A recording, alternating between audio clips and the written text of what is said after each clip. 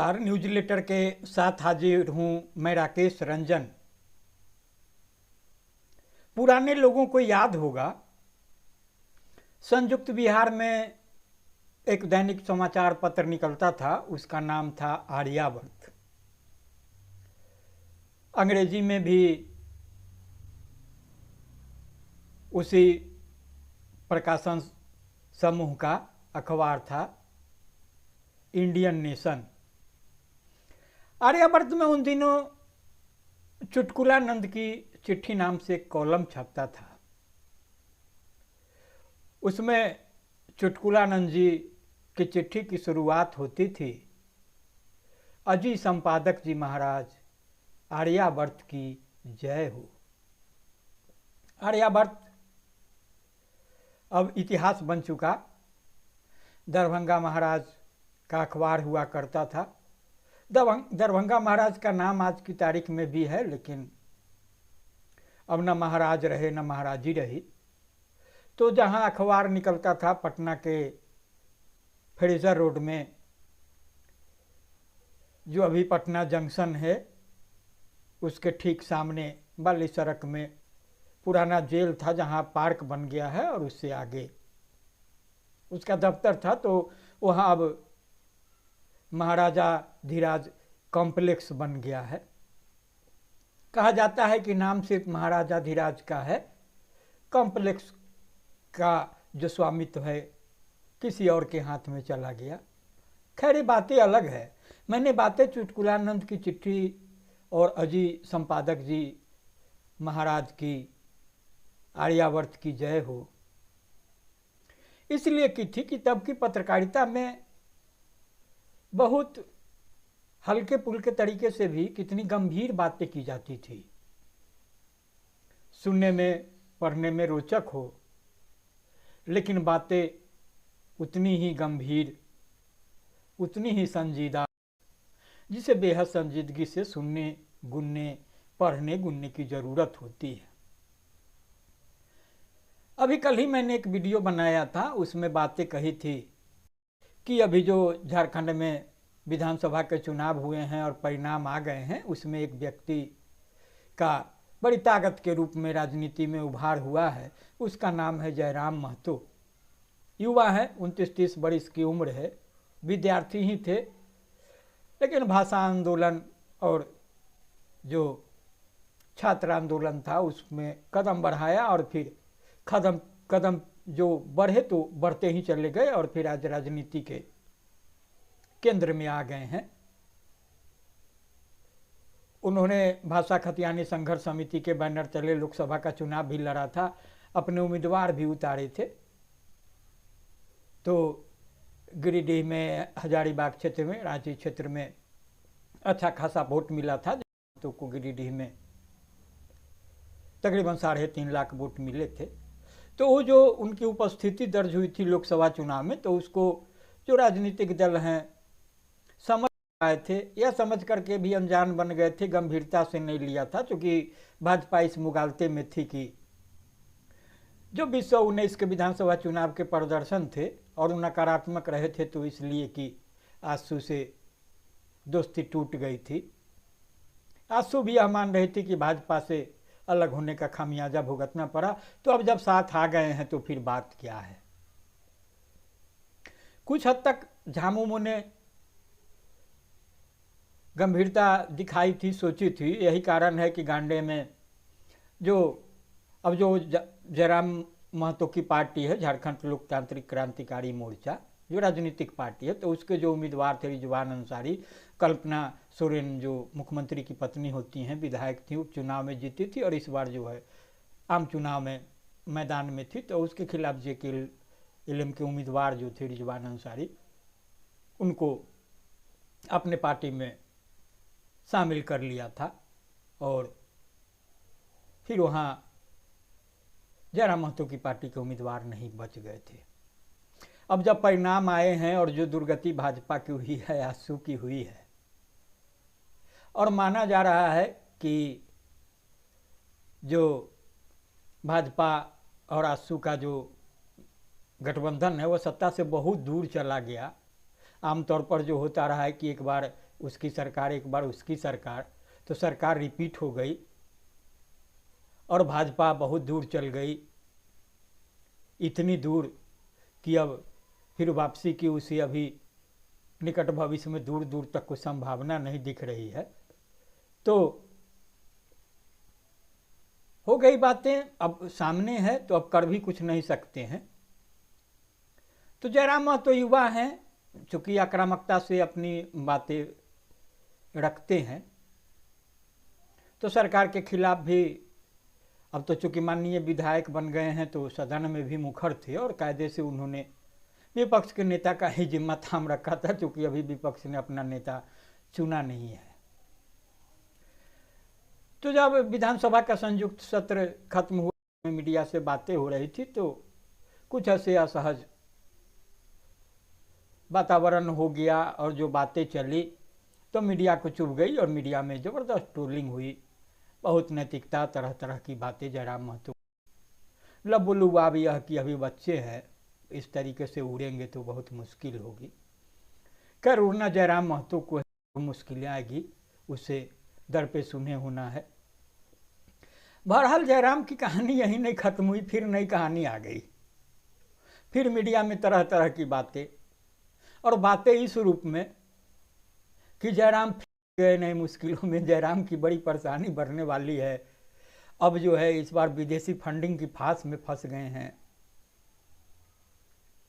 जांच हो गई है, चुनाव आयोग ने जांच के लिए कह दिया है।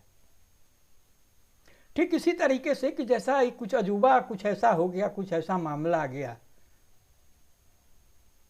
आप देखे होंगे कि इलेक्टोरल बॉन्ड को लेकर के जो पिछले दिनों बातें हुई और जो सुप्रीम कोर्ट का जो फैसला आया, और जिस तरीके से राजनीतिक पार्टियां बेनकाब हुई, खासतौर से दुनिया की सबसे बड़ी पार्टी भाजपा की बात कर लेते हैं, जो भाजपा और उसके अगुआ जो नरेंद्र मोदी होते हैं प्रधानमंत्री के रूप में, तो तीसरी बार प्रधानमंत्री की कुर्सी पर बैठे, जवाहरलाल नेहरू के रिकॉर्ड की बराबरी कर ली है।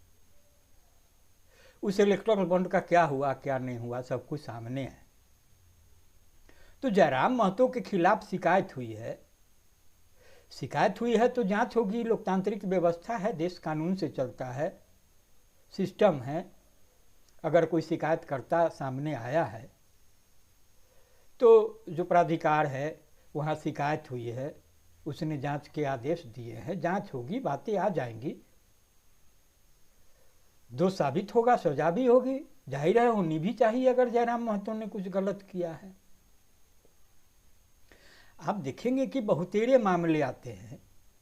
आपने देखा होगा कि पिछले ही बार बाबूलाल मरांडी को भाजपा ने प्रतिपक्ष का नेता बनाया, विधानसभा अध्यक्ष जांच करते रह गए, फैसला सुरक्षित रख लिया, फैसला आया नहीं, भाजपा को थक हार कर अमर बावरी को प्रतिपक्ष का नेता बनाना पड़ा। कई बातें आप देखे होंगे कि एक विधायक रांची से बगल के ही सीट से जीत के आए थे, उनकी भी जो है जाति के मामलों की जांच हो रही थी, तरह तरह की बातें हैं, बातें आई, जांच हुई, जो बातें हैं दूध की, जो क्या है सफ़ेद है तो दूध का दूध, पानी का पानी जो कहा जाता है वो हो जाएगा। तो जो जयराम महतो के पास शिकायतें हुई है, शिकायत प्रथम दृष्टया देखने में जितना गंभीर लग रहा है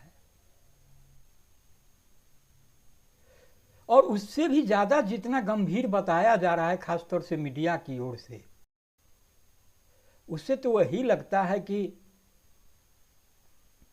आखिर मीडिया क्या संदेश देना चाहती है। कहीं ऐसा तो नहीं कि मीडिया इस बात से अनजान है कि जिन सवालों को तरजीह नहीं देना है उसको आगे किया जाए, उसको चर्चा रखा जाए, और जो गंभीर सवाल हैं उसको किनारे धकेल दिए जाए। राज्य में प्रदर्शन हो रहे हैं, जो झारखंड लोक सेवा आयोग की परीक्षा हुई थी ग्रेजुएट लेवल की, उसको लेकर के उस बात चल रहे हैं, बातें हो रही है, रांची में आज भी प्रदर्शन हो रहा है, लेकिन मीडिया में जयराम महतो, फेरे में जयराम महतो, शिकंजे में जयराम महतो। हुआ यह है कि शिकायत की गई चुनाव आयोग से, शिकायतकर्ता झारखंड के नहीं हैं, बंगाल के हैं, बनर्जी साहब हैं। तो राहुल बनर्जी साहब ने चुनाव आयोग को शिकायत भेजी। शिकायत में उन्होंने कहा कि जयराम महतो की पार्टी ने चुनाव में विदेशी पैसे का इस्तेमाल किया है, विदेशी फंडिंग का इस्तेमाल किया है। उन्होंने जो साक्ष्य प्रस्तुत किए अपने शिकायत के पक्ष में, जो उसका आधार बनाया, उसमें जयराम महतो का ही सोशल मीडिया पोस्ट था, जिस पोस्ट में जयराम महतो ने बाकायदा QR कोड डाला था, जिसमें उन्होंने अपील की थी कि सहयोग कर सकते हैं आर्थिक रूप से तो जो विदेशों में जो रह रहे हैं लोग झारखंड के, हो सकता है कि झारखंड के सभी नहीं ही हो, मैं यह दावे के साथ नहीं कर सकता हूं। तो उन्होंने पैसे दिए, भेजे। स्वाभाविक है, QR कोड डाला हुआ तो पैसा नगद नहीं आया है, वो खाते में आए होंगे। तो बाकायदा जयराम महतो ने ही उस पोस्ट में नाम के साथ डाला था कि किसने कितने पैसे दिए। तो राहुल बनर्जी साहब को लगा कि भैया ये तो खुद है चोर पकड़ा गया, फॉरेन फंडिंग ले ली और खुद बता भी रहा है, किसी की नज़र नहीं पड़ी। तो चलो, लोकतंत्र है और एक संजीदा जो नागरिक है, अगर उसकी नज़र कहीं गलती पर पड़ी है, मैं यह नहीं करता कि गलती हुआ, उन्होंने माना यह कि गलती हुई है, तो उन्होंने शिकायत की। शिकायत में उन्होंने कहा भी कि मुझे लगता है कि चुनाव में विदेशी धन का इस्तेमाल नहीं किया जा सकता, यह चुनाव आचार संहिता का पूरी तरह उल्लंघन है। ज़्यादा धन जो खुद जयराम ने बताए हैं और जो QR कोड और भेजी गई राशि का ब्यौरा दिया गया है, उसमें ज़्यादा धन सऊदी अरब से लाए गए हैं। तो अगर आरोप सही हैं तो उन पर कार्रवाई हो। कार्रवाई क्या हो सकती है? पार्टी की मान्यता रद्द कर दी जा सकती है, जो कि उस पार्टी के उम्मीदवार के रूप में जयराम महतो ने विधानसभा के चुनाव में सफलता पाई है, तो उनकी सदस्यता भी रद्द की जा सकती है। लेकिन जो राहुल बनर्जी ने तथ्यों के हवाले के बाद जो निष्कर्ष में जो अपना निवेदन प्रस्तुत किया और उसमें जो कहा कि अगर आरोप सही हैं तो यही जो तो है, इस तो का जवाब मिलना है जो चुनाव आयोग ने भेजा है। जो डीएम है माधवी मिश्रा, डीएम सॉरी, झारखंड में उपायुक्त DC होते हैं, तो बोकारो के उपायुक्त माधवी मिश्रा, तो उनको जो उनका शिकायती पत्र है उसको अग्रसारित किया है और कहा है कि इस तरीके की बंगाल के बनर्जी ने शिकायत भेजी है, तो आप इस शिकायत को देखिए, इसकी जांच करिए और फिर उससे अवगत कराइए। तो माधवी मिश्रा आयुक्त हैं, वो शिकायत की जांच करेंगी। जांच में जो तथ्य सामने आएंगे उसके आधार पर अपनी अनुशंसाएं करेंगी और फिर वह वापस चुनाव आयोग को जाएगा और चुनाव आयोग फैसला लेगा। जयराम की ओर से भी बातें कही गई है कि उन्होंने कुछ छिपाया नहीं है, जो है आईने की तरह साफ है। जांच हो, कोई दिक्कत नहीं है, तो जांच होगी, बात बस इतनी सी है। लेकिन इसी को जिस तरीके से कहा जा रहा है, मीडिया में बातें आ रही है, घुमा फिरा कर कही जा रही है, उसे एक बार फिर मीडिया जो है अपनी किरकिरी कराती दिख रही है। मैंने जो वीडियो बनाया था उसमें भी यही बातें कही थी कि मीडिया को ईमानदारी से अपना काम करना चाहिए। दूसरे गलत करेंगे तो ठीक है, आप ध्यान आकर्षित करें, खबरनवीस के रूप में जो बातें हैं को रखिए। यह भी सामान्य खबर है। खबर यह है कि किसी व्यक्ति ने चुनाव आयोग से यह शिकायत की है कि जयराम महतो की पार्टी ने चुनाव में विदेशी फंड का इस्तेमाल किया है, खास तौर से सऊदी अरब से ज़्यादा राशि आई है। यह उन्हें लगता है कि गलत है, ऐसा नहीं होना चाहिए, तो इसकी जांच हो और अगर जयराम महतो या उनकी पार्टी ने जो कुछ किया है तो उसके लिए उन्हें सजा दी जाए। खबर यह है। अब क्या फांस बनेगी नहीं बनेगी, अगर आप यह कह रहे हैं कि वह जयराम की फांस बन जाएगी, इसका मतलब है कि आप इस नतीजे पर पहुंच गए हैं कि जो शिकायत है वह सही है और बस इसकी पुष्टि की औपचारिकता शेष है। तो इस तरीके से आप जज की भूमिका में हो जाते, आप वहाँ पत्रकार की भूमिका में नहीं होते। तो बातें यही है। बहरहाल अभी इस तरीके की बहुतेरे बातें आएंगी। जयराम महतो हैं, सार्वजनिक जीवन में हैं। आपने देखा होगा कि किस तरीके से पहली बार जो जीत करके झामुमो से गए थे सुदेश महतो, आसू के सुप्रीमो, उनको हराया था सिल्ली में अमित महतो ने।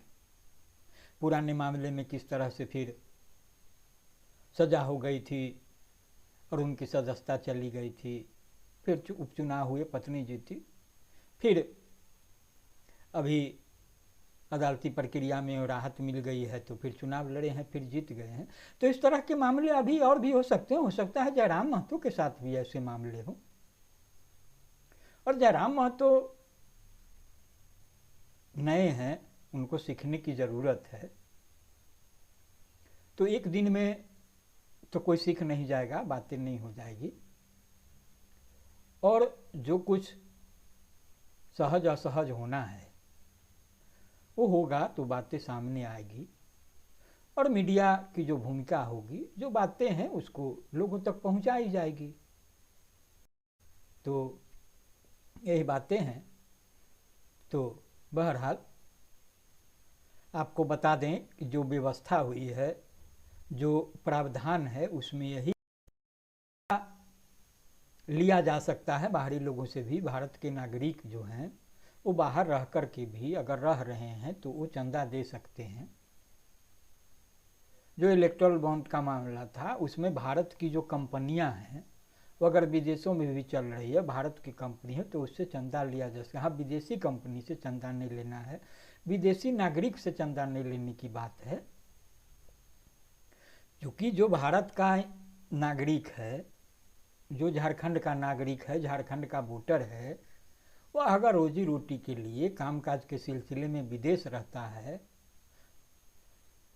तो वह वहाँ का नागरिक नहीं हो जाता। नागरिक यहाँ है, वहाँ काम करने के लिए जो कुछ कागजी औपचारिकता होती है, प्रक्रियाएं होती है, वह उसको पूरा करके जाता है।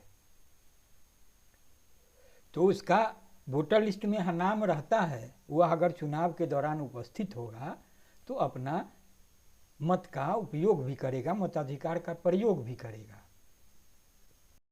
और फिर यह भी देखने की बातें हैं कि रकम कितनी मिली, कहाँ मिली, क्या मिली। तो जो बातें हैं वह जांच के बाद ही सामने आएगी। अभी तक प्रथम दृष्टया जो दिख रहा है और जो स्क्रीन जो दिया है राहुल बनर्जी ने चुनाव आयोग को, उससे देखकर यह नहीं लग रहा है कि कोई इतनी बड़ी रकम आ गई जो पानी की तरह पैसा बहा दिया गया, और जो मुख्य धारा की पार्टियां हैं वो पानी पानी हो गई, कहीं टिक नहीं पा रही थी, उसको समझ में नहीं आ रहा था कि अब क्या करें नहीं करें। तो जिला की स्थिति यही है। आप इसे संजीदगी से सुनेंगे, गुनेंगे और फिर अपनी प्रतिक्रिया से जरूर अवगत कराएंगे। लाइक करेंगे, शेयर करेंगे।